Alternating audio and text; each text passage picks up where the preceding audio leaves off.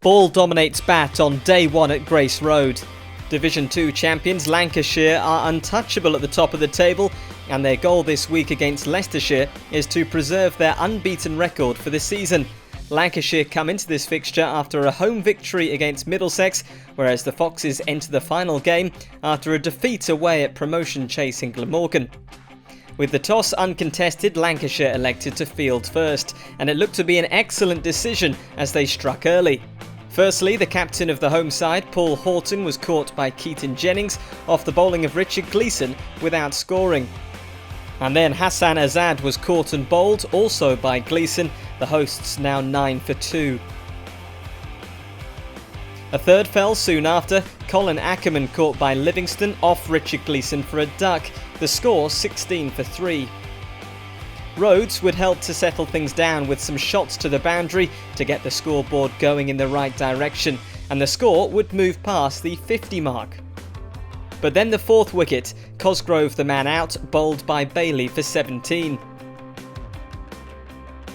And with that, it was lunch, the score 81 for 4. And in the afternoon, the wickets kept tumbling. Rhodes bowled by Gleeson for 43. And in his next over, Gleeson completed his fifer as he bowled Swindles for a duck. Leicestershire 6 down, but they would soon move their score past 100 with Dearden and Parkinson out in the middle. But with Dearden looking set on 30 runs, he was then out, Parkinson the bowler to strike. Ben Mike and Callum Parkinson would look to steady the ship, but only a few overs later, Livingston was celebrating his first wicket as Mike was caught. Leicestershire 8 down as tea arrived. Lancashire wrapped up the innings quickly in the evening session as first Matt Parkinson trapped his brother Callum in front for 29 runs. And the innings was done and dusted as Gleeson notched his 6th wicket, Klein bowled for 3, Leicestershire all out for 155 runs. And the Lancashire response got off to a shaky start as Keaton Jennings was gone with the very first ball of the innings, bowled by Chris Wright. 2 more overs were possible before bad light halted play at Grace Road, and the players wouldn't return to the field with stumps called early. Champions Lancashire are on top in this one. Despite that loss of England opener Keaton Jennings for a first ball duck, they'll be looking for bright skies and early runs tomorrow. Leicestershire finished day 3 with narrow lead over champions. The weather gods have had a big part to play in county championship matches all around the country, and Leicestershire versus Lancashire has been no different. No play was possible on day 2, and things weren't looking hopeful on the morning of day 3 as the rain had persisted overnight. There was no play possible before lunch at Grace Road, but it was better news in the afternoon as the umpires announced a 2 p.m. start to proceedings. A reminder of the match situation: Leicestershire have already completed their first innings, 155 all out. Lancashire have scored 2 runs in reply, but have lost the wicket of Keaton Jennings. And despite a couple of early boundaries, it didn't take long for Lancashire to lose their 2nd wicket. Alex Davies was caught by Ackerman off the bowling of Klein for 9 runs. That brought Liam Livingston to the crease, and he started on the front foot as he fired 2 boundaries in 1 Chris Wright over. But the fun didn't last long as he was then sent packing by Ben Mike, caught behind by Swindles. Rob Jones and Josh Bohannon would take the Lancashire score past 50, but it was a shaky batting performance from the champions so far. And the wickets kept coming, Lancashire 4 down as Jones was bowled by Mike. Bohannon went shortly after, Ben Mike picking up his 3rd wicket of the innings, the catch by Horton. Villas hit a couple of boundaries in a quick and breezy innings as he would make 18 runs off 10 balls before becoming the next man out, bowled by Klein. And then Bailey became the 7th Lancashire wicket to fall, Chris Wright picking up his 2nd wicket. Shortly after that, it was time for tea, with the score 105 for 7. A good session for Leicestershire, who picked up 6 wickets, including a spell of 3 for 22 by Ben Mike. 33 overs left today, with the Red Rose County trailing by 50. And Lancashire were looking comfortable in the evening session. Liam Hurt and Stephen Croft well settled and finding consistent boundaries to keep the score ticking along nicely. This pairing would take the score past 150, but shortly after that the 8th wicket would fall, Croft caught by Horton off the bowling of Klein for 44. But then the day's highlight, Callum Parkinson trapping brother Matt LBW the day after Matt did the same to him. What goes around comes around. Callum Parkinson would then wrap up the innings as he took the wicket of Liam Hurt. Lancashire all out for 170, leading by 15 runs. Leicestershire would have a period of the evening to safely engineer their way through, and the opening pair started on the front foot, with Horton in particular batting with intent. Horton, along with Asad, raced the score on to 40 for no loss before the umpires decided that bad light would spell the end of the day shortly after 6 p.m. Fingers crossed for bright conditions on day 4, as this match could still go either way. Asad stars as Leicestershire hold Lancashire to a draw. There was nothing but pride to play for in the battle between top and bottom in Division 2, but wooden spoon winners Leicestershire will have been happy that they've given as good as they've got against champions Lancashire when play has been possible over the first 3 days. They'll resume on the final day 40 without loss as they look to perhaps set a target and give themselves an outside chance of winning the game. Play was able to get underway at 11:30, but things started badly for Leicestershire as with the 4th ball of the day, Richard Gleeson beat Horton with pace and swing to uproot his stumps. New batsman Colin Ackerman began in typically belligerent fashion as he sent his first ball to the square leg fence. Ackerman was motoring at better than a run a ball as a drive through the covers and a glance down to fine leg off Bahanan brought him more boundaries. And lunch arrived after an hour of play, with Leicestershire well placed on 94 for 1, with a lead of 79, having recovered well from the early loss of Horton. Leicestershire moved past 100 as the afternoon session began, and an Azad pull through square leg took the lead past 100 as well soon after. And 3 more boundaries off Hurt took Azad to his 8th 50 of the season. Ackerman had been quiet since lunch, but he announced his intent with 2 fours off Gleeson, but the paceman got his man from the very next ball as Ackerman was squared up and edged through to the keeper. Mark Cosgrove was the new batsman, but he didn't last long before he too fell to Gleeson as he edged a loose drive to slip. Azad remained, but the run rate slowed as the wickets checked Leicestershire's momentum. He saw his side to tea on 80 not out, with his side 181 for 3 and the draw looking increasingly certain with just 1 session of the season left. Leicestershire were able to add 10 more runs after tea before the heavens opened at Grace Road and brought the season to a close, with Azad unable to complete his century and finishing on 83. The hosts will be happy with the fight they showed to end the season, but will ultimately be very unhappy to finish bottom of the division, while Lancashire look forward to Division 1 cricket next season after finishing unbeaten and a thumping 45 points ahead of their nearest rivals.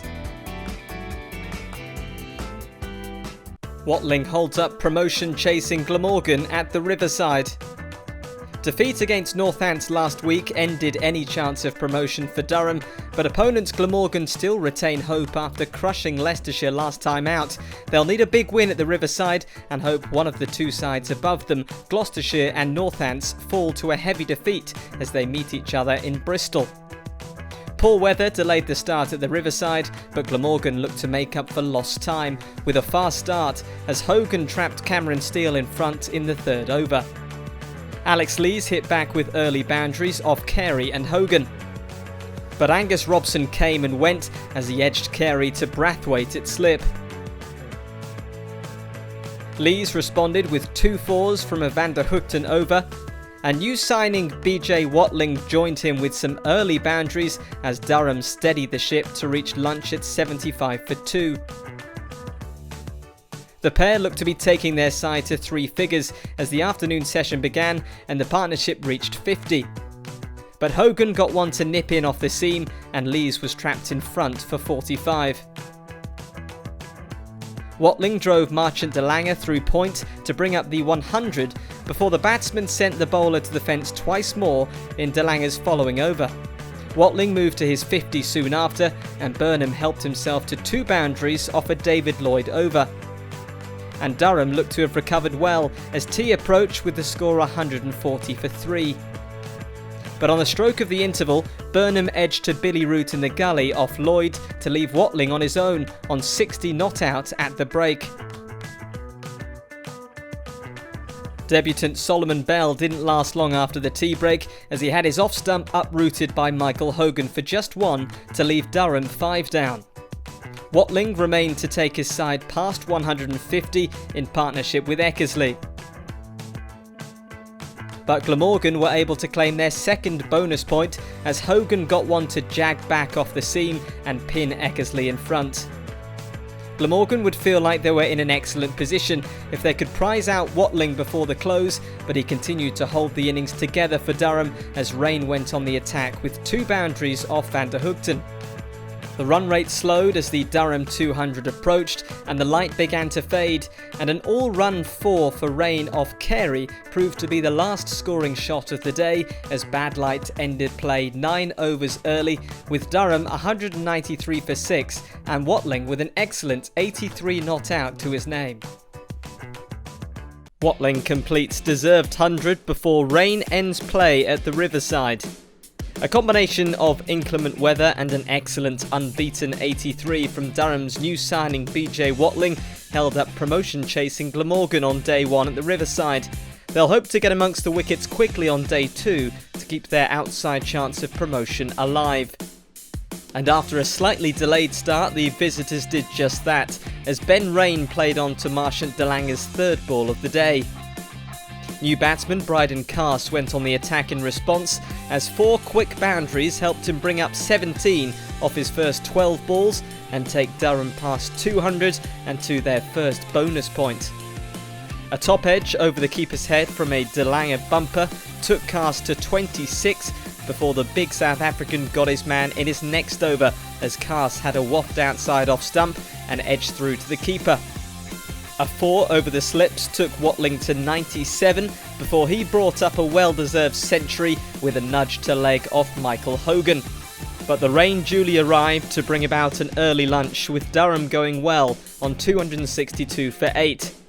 And that was that for the day in the end as the rain set in with the umpires deciding no further play would be possible to deal Glamorgan's promotion hopes a further blow.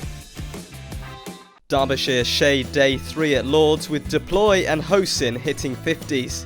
Only 8.4 overs were possible on the second day of Middlesex versus Derbyshire because of heavy rain.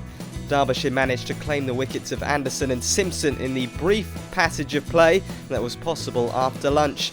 Middlesex had moved on to 199 for 5 from their overnight 176 for 3 when play was called off at 4:15 yesterday.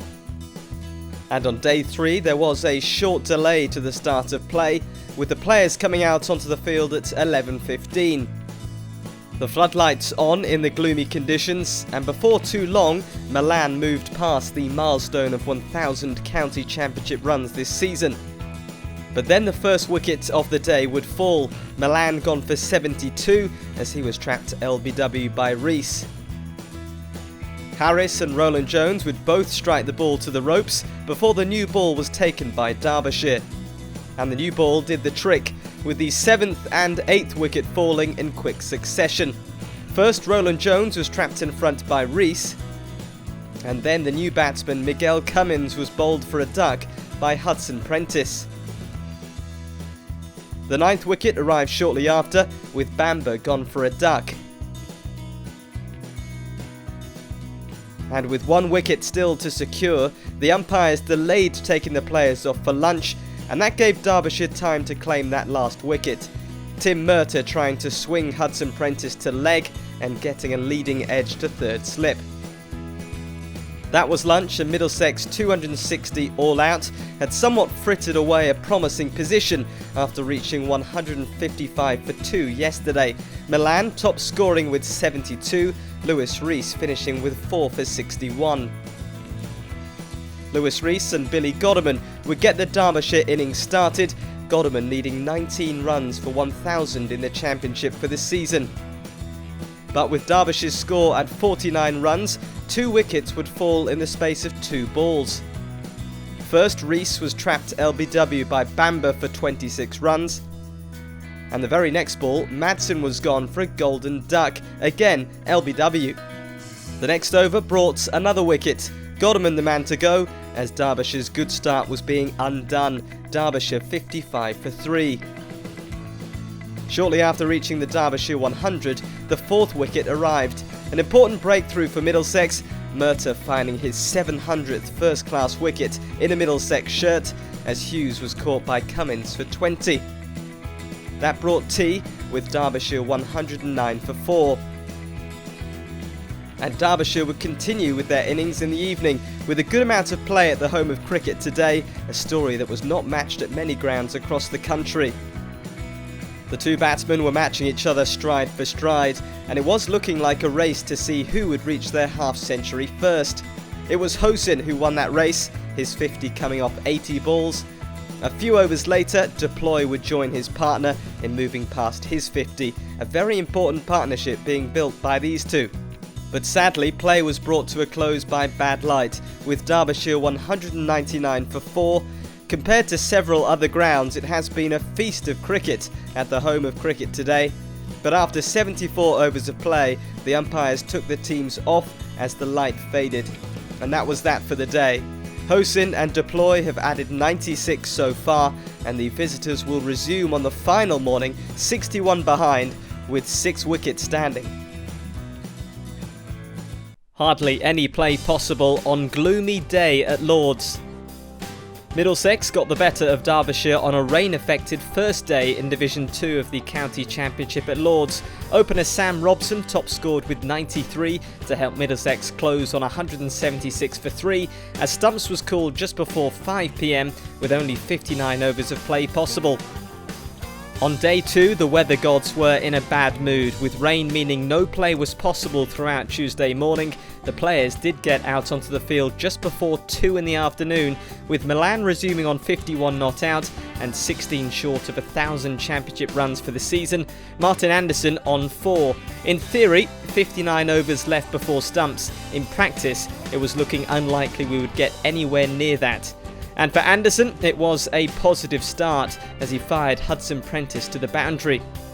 But just after that, he was sent on his way. Attempting to leave a Lewis Rees delivery, he got a thin edge through to the keeper. With the skies getting gloomy, another wicket would fall. John Simpson trapped LBW for 4 off the bowling of Dahl, Middlesex 199 for 5. But before long, the players were off once more on a frustrating day at Lord's. An early tea was taken, with the hope of conditions brightening up in the evening session. But sadly, that wasn't possible, and conditions got even worse. Fingers crossed that we get more play on day 3 of this contest. Deploy completes his 100 before the inevitable draw at Lord's. Deploy and Hossin both impressed for Derbyshire on day 3, as they both scored half-centuries as part of an unbeaten 96-run stand, after an Ethan Bamber burst for Middlesex reduced the visitors to 55 for 3. They'll resume on 199 for 4, with the draw almost a certainty on the final day.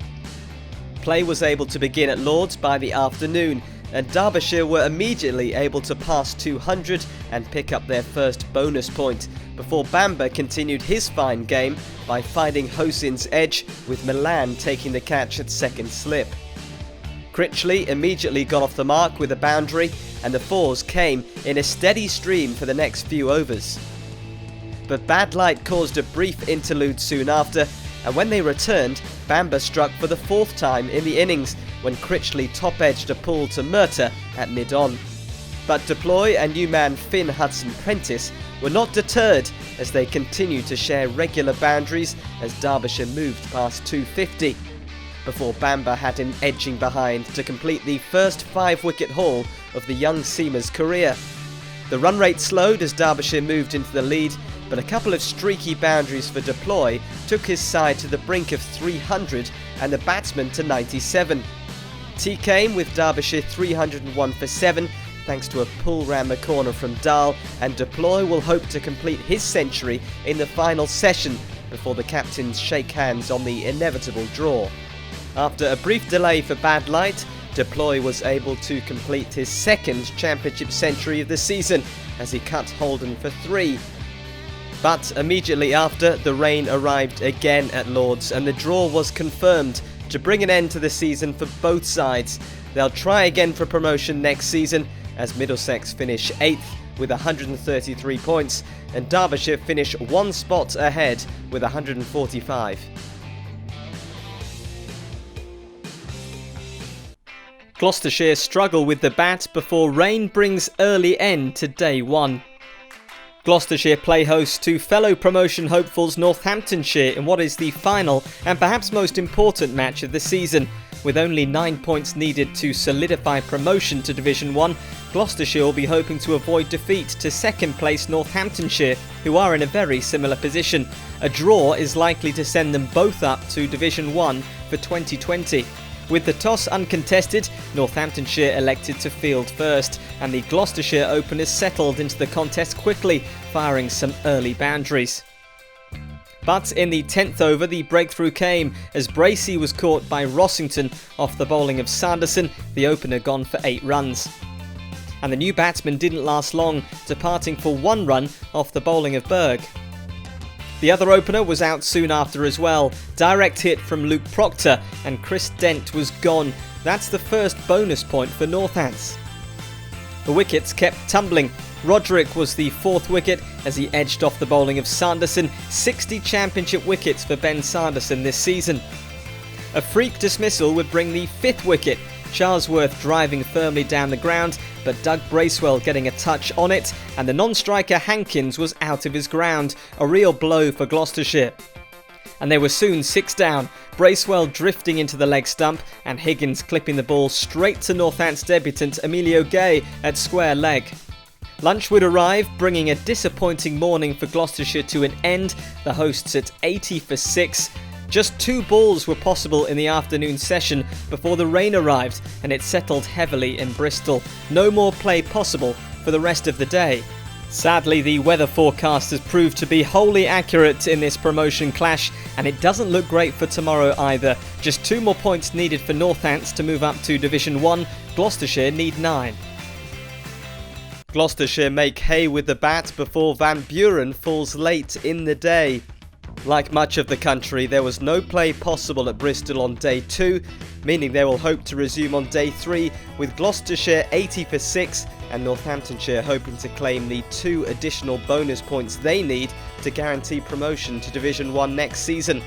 Play belatedly began at 3 o'clock, with Van Buren picking up the first runs since before lunch on day 1 with a back foot drive through the covers. And Gloucestershire's solid start to the day continued as they passed 100 with another Van Buren 4. The pair found the boundary regularly as the partnership moved past 50.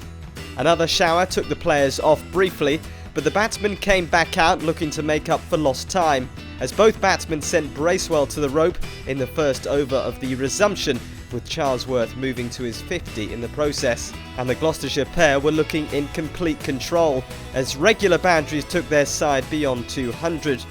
But with the overs ticking down to the close of play, Van Buren fell on the cusp of a first 100 of the season as he edged Berg behind to Rossington.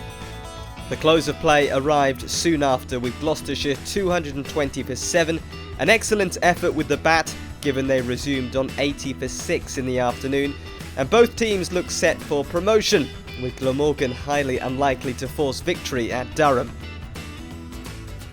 Half-centuries from Van Zyl and Rawlins helped Sussex recover. After last week's defeat to Derbyshire ended their promotion bid, Sussex are playing for pride in their final County Championship Division 2 match of the season against Worcestershire at Hove. Worcestershire come into this match on the back of their narrow defeat in the weekend's Vitality Blast final. With an uncontested toss, Worcestershire elected to field first, and it looked to be a good decision as they struck with their 3rd ball. Barnard the bowler, Wells out for a duck caught by Cox. and soon Sussex were 2 down. Haynes gone for a duck as well, Sussex 6 for 2.